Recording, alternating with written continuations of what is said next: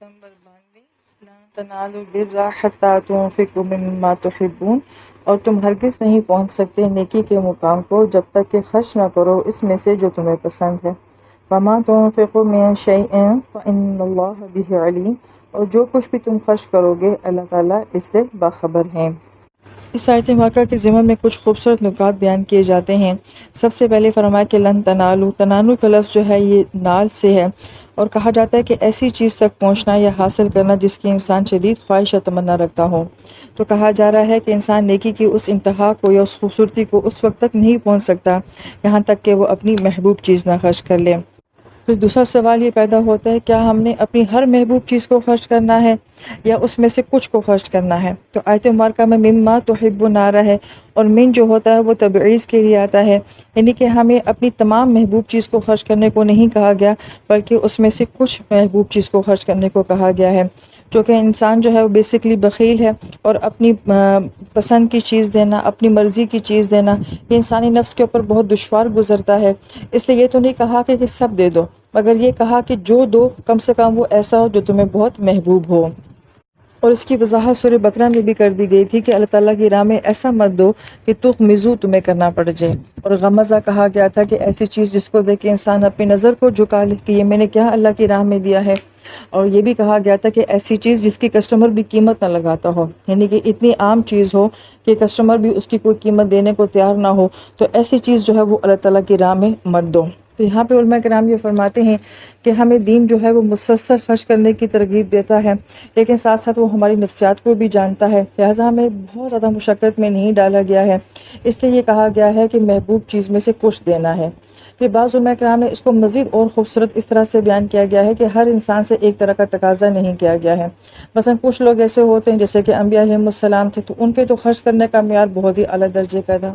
پھر اس کے بعد جو دنیا کی بہترین ہستیاں تھیں صحابہ کرام، ان کے خرچ کرنے کا معیار جو ہے وہ ان سے کم درجے کا تھا، مگر ہمارے حساب سے تو بہت ہی اعلیٰ درجے کا تھا۔ لہٰذا ابو بکر صدیق کی سخاوت جو ہے اب آج کا ہر بندہ ابو بکر صدیق جو ہے وہ نہیں بن سکتا ہے۔ لہٰذا اگر کسی میں اتنا ظرف اور حوصلہ ہو اور اللہ پاک نے اس کی شخصیت میں اتنی وسعت دی ہو تو پھر وہ اس معیار کا خرچ کر سکتا ہے۔ اس لیے حدیث پاک کا مفہوم ہے کہ اللہ پاک نے دو صفات دنیا میں بہت کم اتاری ہیں، اچھے اخلاق و سخاوت، تو ہر بندہ جو ہے وہ سخی نہیں ہوتا ہے، لہٰذا اس طرح کی ڈیمانڈ پہ ہر ایک کے ساتھ نہیں کی گئی ہے۔ پھر اس کے بعد جو ہے مختلف کیٹیگریز بتائی گئی ہیں کہ جو اس سے کم درجے کے لوگ ہیں وہ کم سے کم جو ہے وہ اتنا خرچ کر سکیں، یعنی کہ ایک خرچ کرنا جو ہوتا ہے کہ جو کہ آپ واجب یا فرض کے طور پہ دیتے ہیں، مثلا کہ زکوٰۃ ہے، لیکن جو زکوٰۃ دینے والا ہو اس کو ایٹ لیسٹ جو ہے وہ بخیل نہیں کہا گیا ہے، لیکن اس کے ساتھ ساتھ یہ ضرور کہا گیا کہ صرف زکوٰۃ ہی نہیں دینی ہے بلکہ زکوٰۃ کے ساتھ جو ہے وہ صدقات بھی دینے ہیں۔ تو گویا کہ خرچ کرنے کے لیے بھی ہمیں مختلف جو ہے وہ معیار دے دیے گئے ہیں تاکہ ہر انسان کے لیے کسی نہ کسی معیار کو فالو کرنا آسان ہو جائے۔ اب اس میں اللہ تعالیٰ نے ہمارے لیے سہولت تو رکھ دی ہے کہ ہر انسان کا مزاج ایک جیسا نہیں ہوتا، دل ایک جیسا نہیں ہوتا، لیکن ہر ایک کو جو ہے کم سے کم اتنا خرچ کرنا چاہیے کہ ایٹ لیسٹ وہ بخیل کی صف میں نہ شامل ہو سکے۔ لیکن ظاہری بات ہے کہ جو اعلیٰ معیار پہ دے گا اور جو جتنے زیادہ اونچے انداز سے دے گا تو ظاہری بات اللہ پاک کی طرف سے اس کا رسپانس بھی جو ہے وہ پھر ویسا ہی آئے گا۔ پھر یہاں ایک اور خوبصورت نقطہ یہ بیان کیا جاتا ہے کہ ہم جو کچھ بھی اللہ تعالیٰ کی راہ میں خرچ کرتے ہیں دراصل میں وہ گویا کہ ہم اپنی زندگی دے رہے ہوتے ہیں، کیونکہ جو چیز بھی ہم اللہ تعالیٰ کی راہ میں دیتے ہیں، چاہے وہ گھر ہے، باغ ہے، زیور ہے، جو کچھ بھی ہے، اس کو ہم نے کمایا ہوا ہوتا ہے تو اس کے پیچھے ہماری کمائی بھی ہوتی ہے، زندگی کا وقت بھی ہوتا ہے، محنت بھی ہوتی ہے، یعنی کہ ہماری زندگی کا بیشتر حصہ جو ہے وہ اس خرچ کرنے کے ساتھ ہوتا ہے۔ تو گویا کہ جب ہم اللہ تعالیٰ کی راہ میں کوئی چیز دے رہے ہوتے ہیں تو گویا کہ ہم اپنی زندگی جو ہے وہ اللہ تعالیٰ کو دے رہے ہوتے ہیں۔ اس آیت مبارکہ کی بہت ہی خوبصورت بات یہ ہے کہ یہاں پہ اللہ تعالیٰ نے یہ نہیں بتایا کہ کس کو دینا ہے، یہ بھی نہیں بتایا کہ کتنا دینا ہے، یعنی کہ مقدار کا ذکر نہیں کیا گیا، مگر اس آیت مبارکہ میں صرف معیار بتایا گیا ہے کہ دینا کیسا ہے۔ تو ہم یہ دیکھتے ہیں کہ آیات کا مزاج بڑا مختلف ہوتا ہے، کئی جگہیں بتائی جاتی ہیں کہ دینا کن کو ہے، کہیں مقدار بتائی جاتی ہے، یہاں پہ معیار بتایا جاتا ہے۔ اور میں کرام یہ فرماتے ہیں کہ معیار کے ساتھ کیوں نہیں بتایا گیا کہ مقدار کیا ہونی چاہیے اور دینا کس کو چاہیے؟ اس لیے کہ جب آپ کوئی چیز جو ہے وہ بڑی معیار کی دیں گے تو پھر خود بخود انسان کو اندازہ ہو جاتا ہے کہ یہ میں نے دینی کس کو ہے اور پھر کتنی دینی ہے۔ تو گویا اگر یوں کہا جائے کہ معیار خود بخود بتا دے گا کہ مقدار کتنی ہونی چاہیے اور پھر یہ معیار اور مقدار کس تک جانی چاہیے۔ پھر آیت مبارکہ میں بر کا ذکر کیا گیا ہے کہ تم بر کی انتہا کو نہیں پہنچ سکو گے، اور بر جیسا کہ ہم جانتے ہیں وہ سمندر کے ساحل کو کہا جاتا ہے، اور ساحل جو ہوتا ہے وہ بہت پرسکون بھی ہوتا ہے، بہت محفوظ بھی ہوتا ہے۔ تو گویا کہ بعض علماء کرام نے فرمایا کہ یہاں پہ کہا جا رہا ہے کہ تم نیکی کے سکون کو، اس کی گہرائی کو، اس کی مٹھاس کو، اس کی وزت کو اس وقت تک نہیں محسوس کر سکو گے یا حاصل کر سکو گے جب تک کہ تم اپنی محبوب چیز اللہ تعالیٰ کی راہ میں نہیں دو گے۔ ہم نے دیکھا ہے کہ ہم اگر دنیا میں کسی کو دیتے ہیں اور اگر ہم ناقص دے دیتے ہیں، اچھی چیز نہیں دیتے ہیں، تو ہمیں بعد میں خود بھی احساس ہوتا ہے کہ اللہ کے نام پہ میں نے یہ چیز دی ہے۔ اور پھر دیکھیں اگر کوئی ہمیں کوئی چیز دیتا ہے اور اگر ناقص دیتا ہے تو ہم کہتے ہیں کہ دینے والے نے کیا سوچ کے ہمیں یہ چیز دی ہے۔ تو یہی بات جب انسان کسی دوسرے کو دے رہا ہوتا ہے تو وہ یہ سوچے کہ میں کسی کو دے رہا ہوں تو وہ میری دی ہوئی چیز کو دے کے سب سے پہلے اس کے ذہن میں میرے بارے میں کیا خیال آئے گا کہ اس نے ایسی گھٹیا چیز دی ہے، تو گویا کہ وہ چیز ہمیں پرسکون نہیں کرتی ہے۔ لیکن جب کسی کو ہم اعلیٰ معیار کی چیز دیتے ہیں تو وقتی طور پہ ہو سکتا ہے کہ ہمیں اپنے نفس کے اوپر یہ کام بہت مشکل لگتا ہو، لیکن دینے کے بعد بہت سکون ہوتا ہے کہ ہم یہ کہہ سکتے ہیں کہ اللہ تعالیٰ جو چیز ہم نے آج دی ہے میں اس کو کل قیامت میں بھی سب کو دکھا سکتی ہوں، اور جس کے پاس یہ چیز جائے گی تو اس کو دیکھ کے اس کے دل سے دعائی نکلے گی، سوال نہیں اٹھے گا۔ پھر آیت مبارکہ میں جو لفظ تنفقو استعمال ہوا ہے تو اس کے ضمن میں علماء کرام یہ فرماتے ہیں کہ قرآن پاک میں صدقات فی سبیل اللہ کی بات بھی کی جاتی ہے اور انفاق فی سبیل اللہ کی بات بھی کی جاتی ہے، لہٰذا دونوں میں فرق ہوتا ہے۔ انفاق کا مطلب ہوتا ہے کہ دین کے کاموں میں خرچ کرنا، لہٰذا اس سے بعض علماء کرام نے یہ فرمایا ہے کہ جو تم دین کی راہ میں دیتے ہو وہ تم اپنا بیسٹ دو اور اپنا بہترین دو، چاہے آپ کسی کو مسجد بنا کے دیتے ہو، مدرسہ بنا کے دیتے ہو یا کتابیں دیتے ہو، کوئی بھی چیز آپ جب اللہ کے نام پہ اس کے گھر کو دیتے ہو تو وہ کہ بہت اعلیٰ معیار کی اور بہترین ہونی چاہیے۔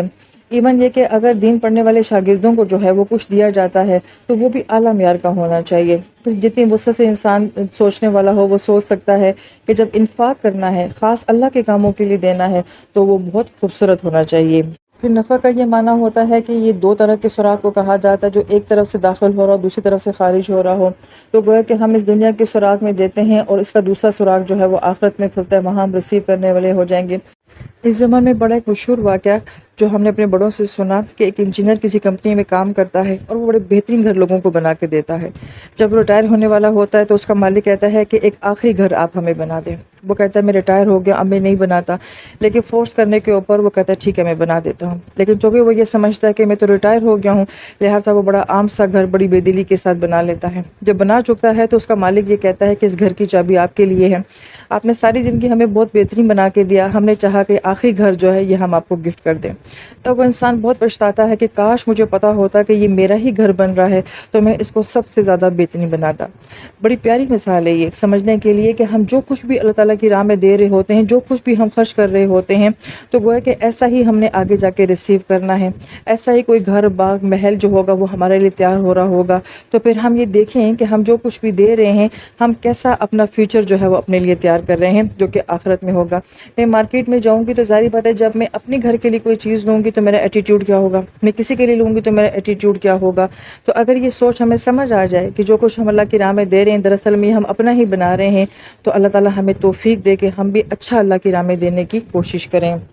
پھر علماء کرام یہ فرماتے ہیں کہ ہمارے دین کا جو مزاج ہے وہ یہ، اور وہی دین ہمارا بھی مزاج بنانا چاہتا ہے کہ ایک تو تم نے دینے والا بننا ہے، ایک تو تم نے خرچ کرنے والا بننا ہے۔ تو ظاہری بات ہے کہ انسان زندگی میں قابل ہوگا، لائق ہوگا تو کمائے گا، تبھی وہ اللہ تعالیٰ کی راہ میں خرچ کر سکے گا۔ زکوٰۃ تبھی دے گا کہ جب اس کے پاس مال ہوگا، حج عمرہ تبھی کر سکے گا کہ جب وہ مالدار ہوگا۔ تو گویا کہ یہ کہا گیا کہ فائنینشلی اپنے آپ کو جو ہے وہ اسٹرانگ کرنا ہے۔ لیکن پھر جب دوسروں کو دینے کی بات کی جاتی ہے تو اس سے ایک تو ہمیں بات سمجھ آ گئی کہ ہمارے مال میں دوسرے لوگوں کا حق ہوتا ہے، ان کو سپورٹ کرنا ہے، مگر بہت اعلیٰ درجے کا معیار ہمیں دین کیا سکھاتا ہے کہ جیسا تم خود کھاتے ہو ویسا ہی کھلاؤ، جیسا خود پہنتے ہو ویسا ہی پہنو۔ تو گویا کہ اس لیول پہ جا کے کسی کو دینا کیوں ضروری ہے، کیوں ہمیں اتنے بڑے مقام تک جو ہے وہ کہا جا رہا ہے، محبوب چیز کو دینے کو کہا جا رہا ہے۔ تو علماء کرام یہ فرماتے ہیں کہ بہت بڑی وجہ اس کی یہ بھی ہے کہ تاکہ معاشرے میں جو ہے وہ حسد اور نفرت کا مزاج نہ پیدا ہو۔ اگر میری یہ سوچ ہو کہ میرا سب سے ڈیفرنٹ ہو، میرا سب سے اچھا ہو، تو پھر جب میرا ڈیفرنٹ اور اچھا ہوگا تو کتنے لوگوں کے دل میں میرے بارے میں یہ خیال آئے گا کہ اس کے پاس ایسا کیوں ہے اور ایسا میرے پاس کیوں نہیں ہے۔ تو سامنے والے کے دل میں حسد بھی آتا ہے اور نفرت بھی آتی ہے۔ اور اگر جیسا میرے پاس ہے اور ویسے اگر میں کسی دوسرے کے لیے بھی بنا لیتی ہوں تو اس کا مطلب ہے کہ یہ چیز کامن ہو جائے گی، اس کو دیکھ کے کسی کے دل میں حسرت نہیں آئے گی اور کوئی اپنے اوپر ترس نہیں کھائے گا جیسا اس کے پاس ہے ویسا میرے پاس نہیں ہے۔ تو گویا کہ یہ سارے جو آج ہمیں روحانی امراض نظر آتے ہیں، حسد کی صورت میں، بغض کی صورت میں، نفرت کی صورت میں، ڈپریشن کی صورت میں،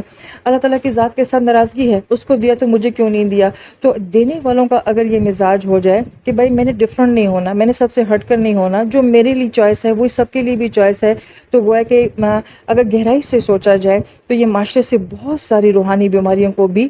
جو ہے وہ ختم کرنے کا سبب بنتا ہے۔ اور اس بات پہ اگر غور کیا جائے گہرائی کے ساتھ، آڈیوز میں اتنی لمبی باتیں نہیں کی جا سکتی کہ جو انسان اس سوچ کے ساتھ کسی کو دے گا تو گویا کہ وہ اپنی انا کی کتنی نفی کر رہا ہوگا، وہ اپنے آپ کو کتنا عاجز اور مسکین بنا رہا ہوگا۔ تو گویا کہ جب ایک انسان یہ کہے کہ میں سب سے اچھا لگوں، سب سے ڈفرینٹ لگوں، سب سے مختلف لگوں، جو میرا ہو ویسا کسی کا بھی نہ ہو، تو یہ ایک تکبر کی بو اس سے آتی ہے، بڑائی کی بو آتی ہے، ریا، حب جا اور دکھاوے کی جو ہے ایسے اعمال سے بدبو آتی ہے۔ تو جب کوئی انسان اتنا کیجول ہو کے کوئی کام کرے گا، جیسا میں ہوں ویسا کوئی اور بھی لگے، جیسا میرا گھر ہے کسی اور کا بھی بن جائے، تو گویا کہ یہ سب غلاظتیں اس کے اندر سے بھی جو ہیں وہ سیم ٹائم نکل رہی ہوتی ہیں۔